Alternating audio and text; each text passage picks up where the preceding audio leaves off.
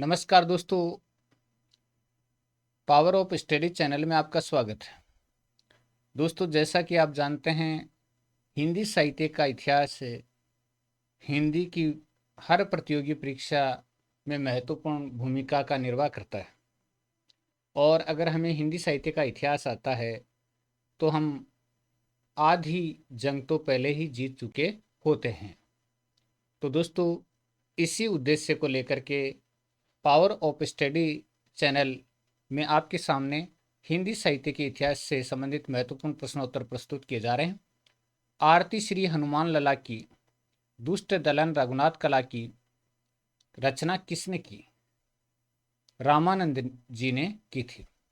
आरती श्री हनुमान लला की दुष्ट दलन रघुनाथ कला की रचना श्री रामानंद जी ने की थी। अगला है, राम जन्म किस रचनाकार की रचना है? ईश्वरदास की रचना है राम जन्म। नेक्स्ट क्वेश्चन है, रीति संप्रदाय का दूसरा नाम क्या है? रीति संप्रदाय का दूसरा नाम गुण संप्रदाय है। तो रीति संप्रदाय का दूसरा नाम गुण संप्रदाय है। अगला प्रश्न है, विशिष्ट पद रचना रीति। विशिष्ट पद रचना रीति ये कथन किसका है? आचार्य वामन का कथन है विशिष्ट पद रचना रीति। नेक्स्ट है, रीति संप्रदाय के प्रवर्तक माने जाते हैं आचार्य वामन। तो आचार्य वामन है वो रीति संप्रदाय के प्रवर्तक माने जाते हैं। नेक्स्ट प्रश्न की तरफ बढ़ते हैं।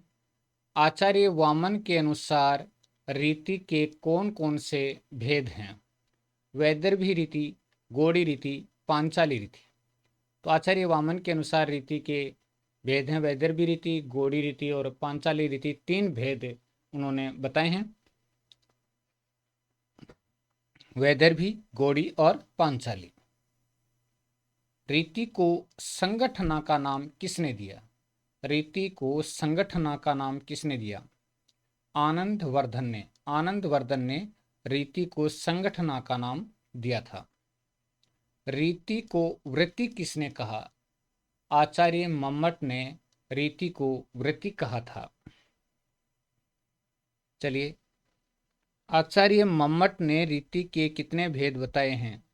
आचार्य मम्मट ने रीति के कितने भेद बताए हैं? तो 3 भेद बताए आचार्य मम्मट ने रीति के। आचार्य मम्मट ने रीति के 3 भेद बताए हैं।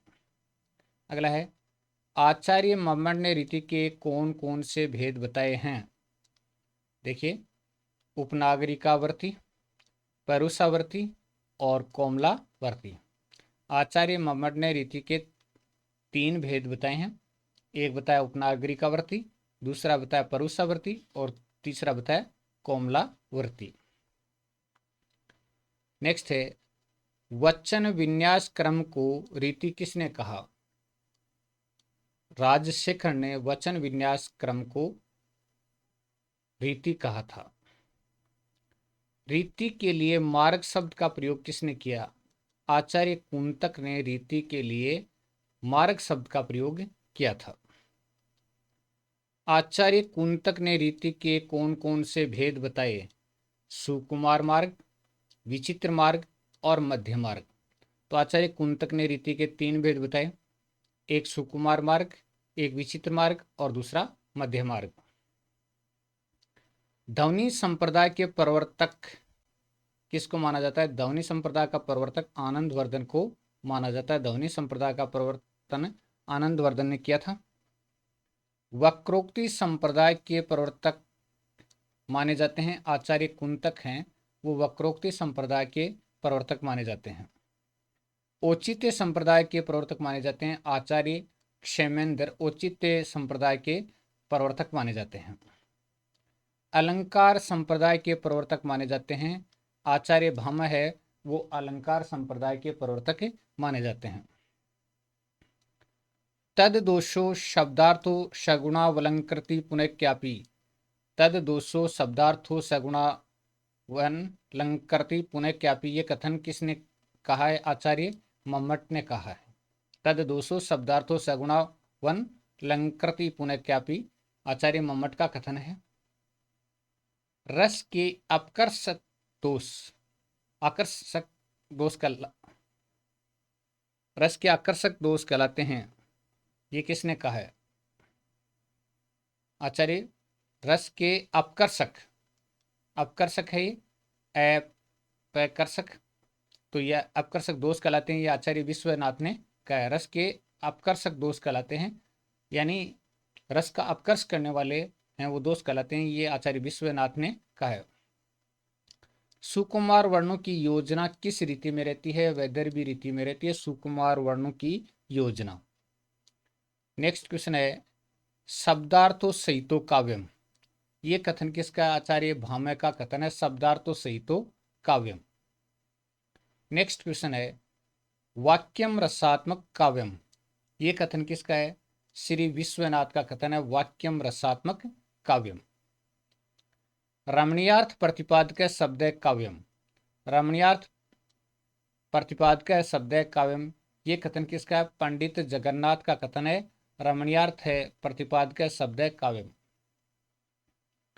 अगला प्रश्न अपना है काव्य मीमांसा नामक ग्रंथ की रचना किसने की? राजशेखर ने की थी काव्य मीमांसा नामक ग्रंथ की रचना। धवन्यालोक की रचना किसने की?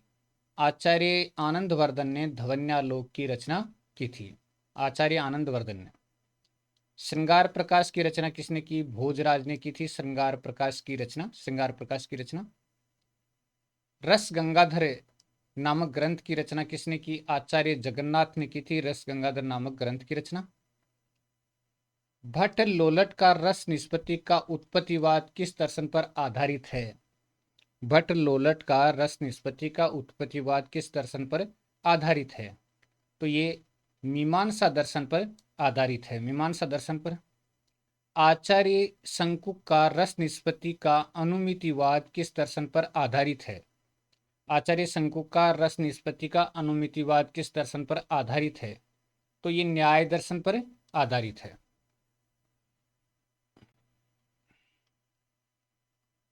आचार्य अभिनव गुप्त का रस निष्पत्ति का अभिव्यक्तिवाद किस दर्शन पर आधारित है? अभिव्यक्तिवाद तो कौन से दर्शन पर आधारित है? सेवाद्वैत दर्शन पर आधारित है, सेवाद्वैत दर्शन पर आधारित है। नेक्स्ट है वक्रोक्ति जीवितम ग्रंथ की रचना किसने की? वक्रोक्ति जीवितम ग्रंथ की रचना किसने की? आचार्य कुंतक ने वक्रोक्ति जीवितम ग्रंथ की रचना की थी। तो काव्य शास्त्र के महत्वपूर्ण प्रश्नोत्तर का अध्ययन कर रहे हैं दोस्तों, और आशा करते हैं कि ये वीडियो आपको पसंद आएगा। तो देखते रहिएगा वीडियो को, वीडियो आपको पसंद आएगा। काव्यादर्श नामक ग्रंथ की रचना किसने की? आचार्य दंडी ने काव्यादर्श नामक ग्रंथ की रचना की थी। औचित्य विचार चर्चा ग्रंथ की रचना किसने की? आचार्य क्षेमेंद्र ने औचित्य विचार चर्चा ग्रंथ की रचना की थी, आचार्य क्षेमेंद्र ने। अभिनव भारती नामक ग्रंथ की रचना किसने की? आचार्य अभिनव गुप्त ने अभिनव भारती नामक ग्रंथ की रचना की थी। तावदिष्टार्थ व्यवच्छिन्ना पदावली, ये कथन किसका है? तावदिष्टार्थ व्यवच्छिन्ना पदावली, ये आचार्य दंडी का कथन है। तावदिष्टार्थ व्यवच्छिन्ना पदावली, ये आचार्य दंडी का कथन है। विभावानुभाव संचारी भाव संयोगात रस निष्पत्ति, रस का ये सूत्र किसने दिया? विभावानुभाव संचारी भाव संयोगात रस निष्पत्ति, रस का सूत्र किसने दिया? ये आचार्य भरत मुनि ने दिया था, आचार्य भरत मुनि ने। रसों की संख्या कितनी मानी जाती है? 11 मानी जाती है। रसों की संख्या कितनी है? 11 है। अगला है वत्सल, वात्सल्य यानी वत्सल रस का स्थायी भाव क्या है? संतान के प्रति रतिया प्रेम, और वात्सल्य उसका स्थायी भाव होता है। तो वत्सल रस होता है और वत्सल रस का स्थायी भाव संतान के प्रति रतिया प्रेम।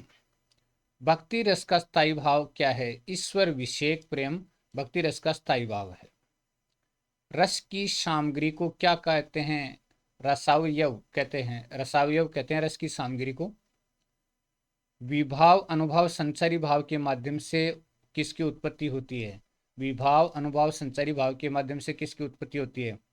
स्थायी भाव की उत्पत्ति होती है। तो दोस्तों आज की वीडियो में इतना ही। अगले वीडियो में काव्य शास्त्र से संबंधित प्रश्नोत्तर का अध्ययन फिर करेंगे। तो वीडियो देखते रहिएगा, लाइक करते रहिएगा, सब्सक्राइब करना न भूलें।